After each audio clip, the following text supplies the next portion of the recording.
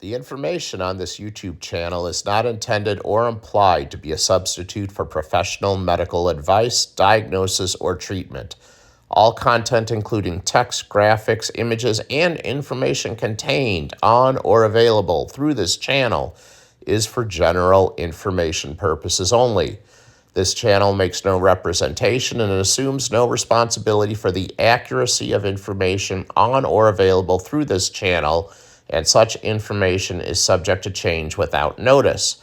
You are encouraged to confirm any information obtained from or through this channel with other sources and review all information regarding any medical condition or treatment with your physician. Welcome back to the channel. This video is going to be something slightly different than what we normally do here, but that's Triple P for you. I'm unpredictable, and I like it that way. You never know what Triple P will be up to. That's correct, Mrs. Triple P. And as most of you know, I have some major concerns with the current state of the number of people that are magically dying suddenly in this country, and the aviation community has not been immune.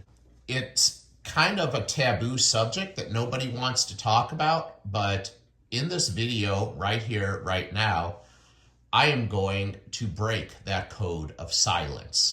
I am going to share some of my personal knowledge with each and every one of you on how the Kool-Aid has affected some of our fellow crew members that we trust on a daily basis to get us from point A to point B safely. Just to be clear, it happens a lot more than many of you might think. To be completely accurate, I am filming this video on the evening of March 13th. Up to this point in the month of March, there have already been 3 major issues with flight crew members. So we're going to address that right now. The first one is probably the most well-known one. And of course, I am talking about Captain Robert Snow from American Airlines. He actually flies the same aircraft that I do. He was flying an Airbus A321. It is a 200-passenger aircraft. He suffered a cardiac arrest 6 minutes after landing at Dallas-Fort Worth International Airport with 200 people on board his aircraft. The cardiac arrest led to a full arrest. That's correct. Captain Snow's heart stopped, and for all practical purposes, he was biologically dead. This happened while parked at the gate. He was removed from the plane by paramedics. The next thing that Captain Snow remembered after he parked at the gate was waking up in the intensive care unit. Now, Captain Snow blames the Kool-Aid, the 2 Kool-Aid glasses that he was forced to drink. He's convinced that that's what put him in the situation that he's currently in. But many skeptics will tell you that's very difficult to prove.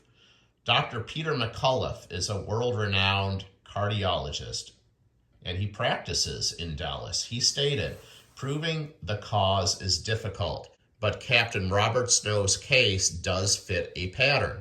There are methods being developed to determine whether or not heart inflammation or a heart attack was caused by a vaccine. Dr. Pierre Corey stated, the case of the American Airlines pilot certainly fits the pattern we are seeing. It's certainly possible it's the vaccine, but on an individual case, it's hard to be definitive. But it's a good example of what could happen because it is happening and we have the data on it.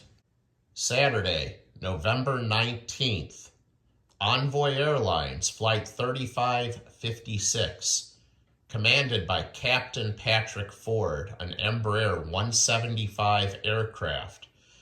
Envoy 3556 departed O'Hare en route to Columbus. Captain Patrick Ford of the American Eagle Embraer 175 passed out at the controls at 7:59 p.m. on Saturday, November 19th. Captain Hendrickson was performing Captain IOE. So let's stop there and let me explain this really quick. Captain Ford was a brand new captain on the Embraer 175 aircraft. So you have to fly as a new captain with a much more experienced captain, and they call that IOE, or Initial Operating Experience. Rather than having a regular first officer, he actually had a check airman in the right seat who was his IOE captain. Captain Hendrickson, who was performing Captain IOE on Captain Ford, declared the emergency and came right back to O'Hare. Captain Ford was rushed to an emergency room by paramedics where he was pronounced dead. His cause of death was a cardiac arrest, but the reason remains unknown. Right now, this is actually a very interesting clip from VAS Aviation. I'm going to play the ATC audio clip of the actual emergency. San Tower, Envoy 3556. Can I help you? 6, we need to return. Captain is incapacitated. Great, Envoy 3556 as instructed. Go ahead and give me that right turn heading 040. Right turn 040, Envoy 3556. I maintain 5,000 feet and now I'm going to ship you to Chicago departure on 125.0. We're going to get you resequenced right back in. Right 250, 3556. And departure Envoy 3556, 4,000, 5,000. Envoy 3556 departure. Yep, with the 4.5, 5,000. Envoy 3556, you're returning, is that correct? Affirmative, as quick as possible. The captain is is out. Envoy 3556, Roger, you can expect runway 28 center. This is sliding up 080. Hey, 0, Envoy 3556. Envoy 3556, speed is your discretion. You're going to go right in. Just going to maintain 3,000. Down 3,000, Envoy 3556. Vector speed grade.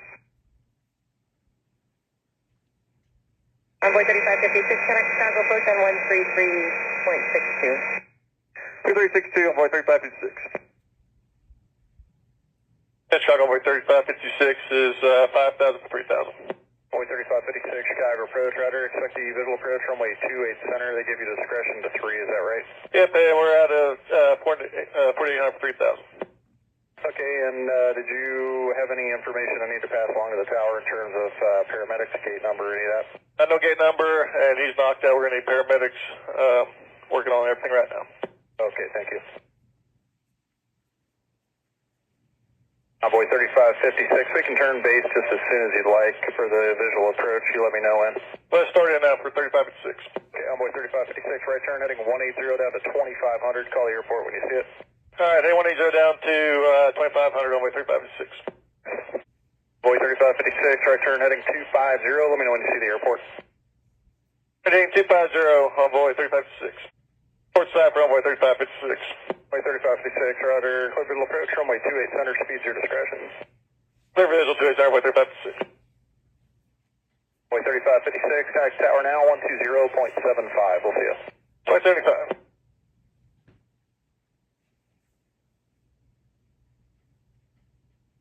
Tower Envoy 3556 is visual 28 center. Envoy 3556, O'Hare Tower, wind 290 at 13, gust 20. Runway 28 center, clear to land, and just advise if you need any assistance. Clear land 28 center, and we'll exit. I'm going to stop, and I'm going to have to move the captain from the seat, get to the gate. Roger. Envoy 3556, if able, advise if you think you'll be able to clear the runway or not. I'll be able to clear the runway from Envoy 3556. Roger, thank you.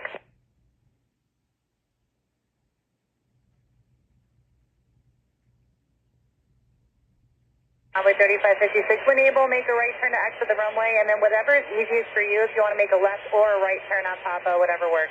I'll try to make a right turn on Papa, then I'm going to stop the aircraft so I can get in the left seat. And just advise if you want paramedics out there now, or if you want to do what you need to do, just let us know. Roger that.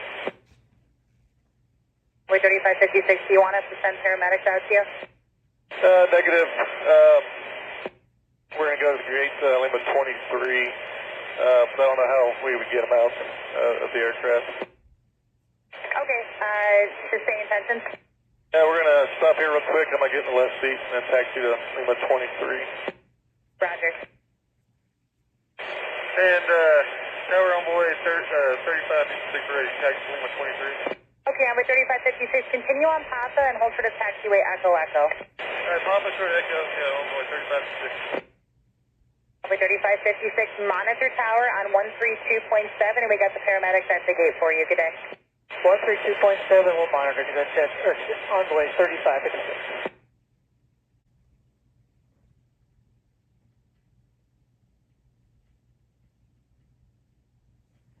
December 21st, 2022, just a few days before Christmas, guys. 24-year-old flight attendant Greta Dremishi suddenly fainted and died moments after her plane landed in London Stansted, according to a report from Metro. The woman named Greta Dremishi was working as a flight attendant for Air Albania and died days before Christmas. Paramedics rushed to the airport tarmac and provided CPR, but were unable to save Miss Drubishi's life.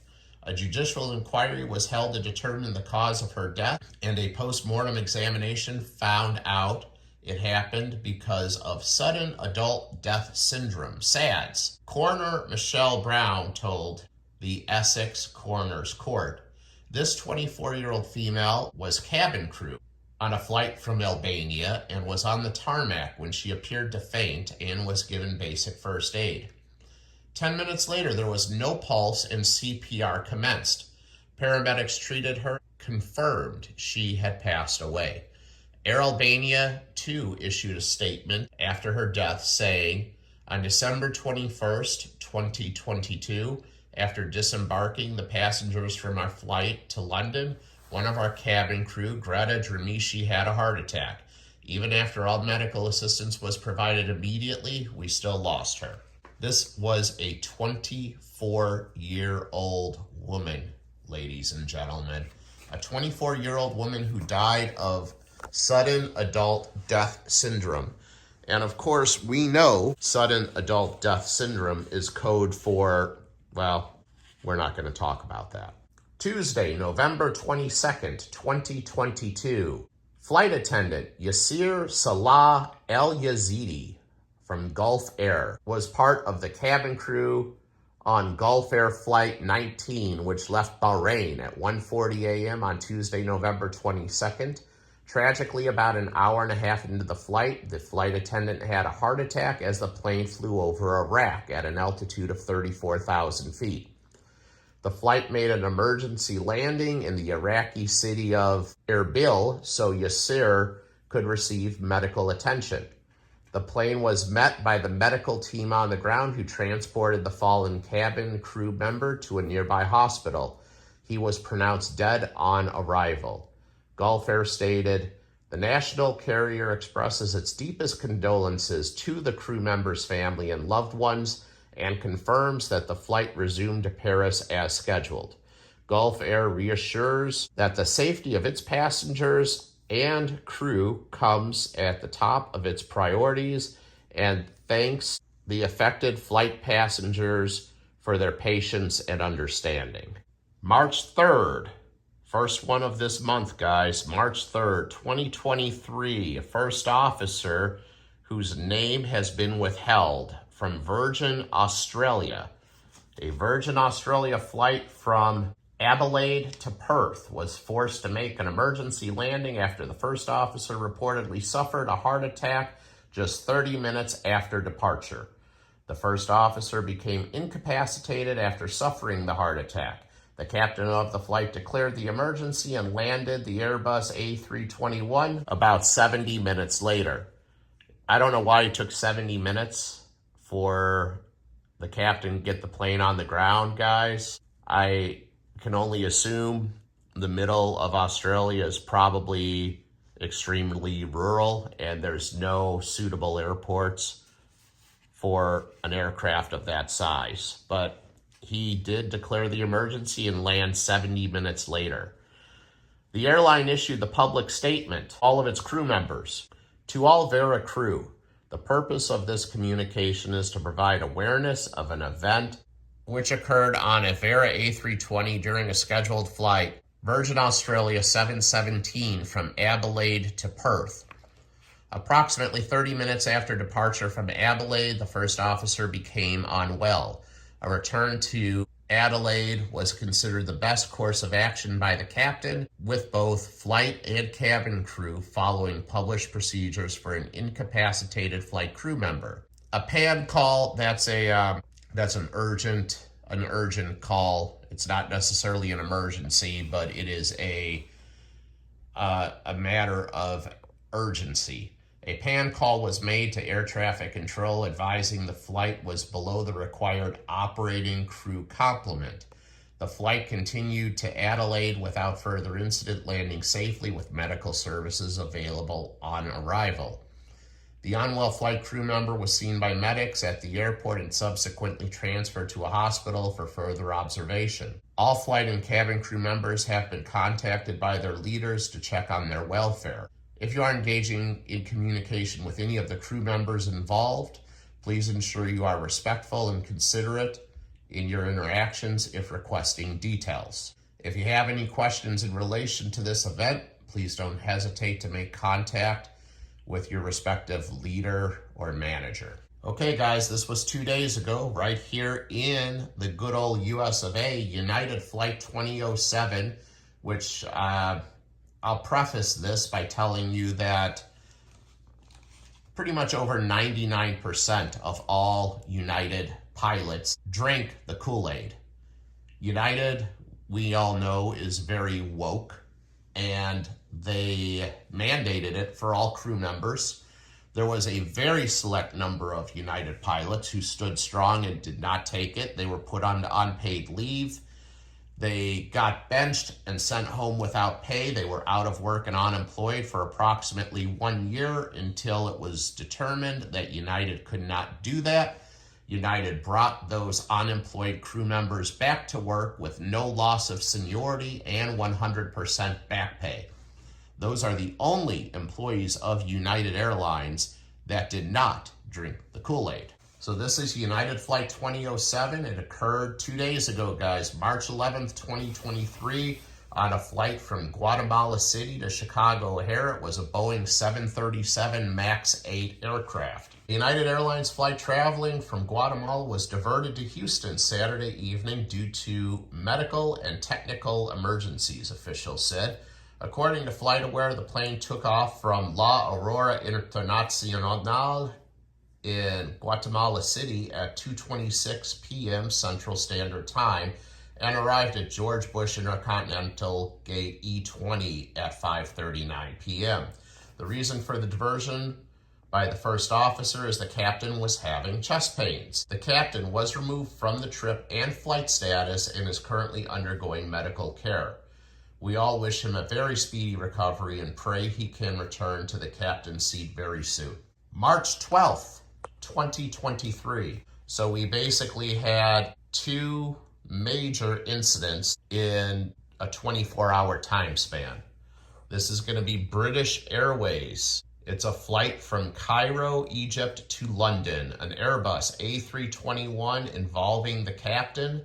It's a British Airways captain. He suffered a heart attack and died shortly before he was due to fly his plane full of holiday travelers back to the UK. The captain managed to get from his room to the foyer where colleagues performed CPR on him, but tragically they were unable to save him. British Airways airline management was forced to delay the scheduled A321 flight with passengers unaware of the reasons behind their wait. The captain's body was eventually brought back to the UK in a Boeing 787, which was flown specifically to Cairo for the purposes of retrieving his body in the casket. British Airways then had the difficult task of informing the pilot's immediate family of his sudden death. So this video is kind of an experiment, guys. Let me know if this is something you would like me to continue doing down in the comments. I, as an airline captain, am very in touch and very in tune on the pulse, no pun intended, of what's happening within this industry. If you would like me to keep you informed, please let me know, and I will definitely do that. I will close this video with one final statement. Please do not in any way, shape, or form believe that flying is unsafe. I am a captain and I cannot touch the controls of my aircraft until I have a first officer in the right seat, and vice versa. There has to be two of us. It takes two pilots to fly the airplane. It is a safety factor. We work as a crew. We operate the aircraft in a safe and effective manner together. And God forbid, should something happen, yes, the other pilot is there to get the plane back on the ground quickly and safely. So please don't think that flying is no longer safe. I don't know what's happening within our industry. I can tell you I have been a pilot for well over 2 decades now, and I have never seen times like this before in my life. This is just something I'm bringing to you as a bit of information to share, and I will continue to monitor the state of the industry. Thanks for watching, guys. I am the pistol packing pilot, and I am out. See ya.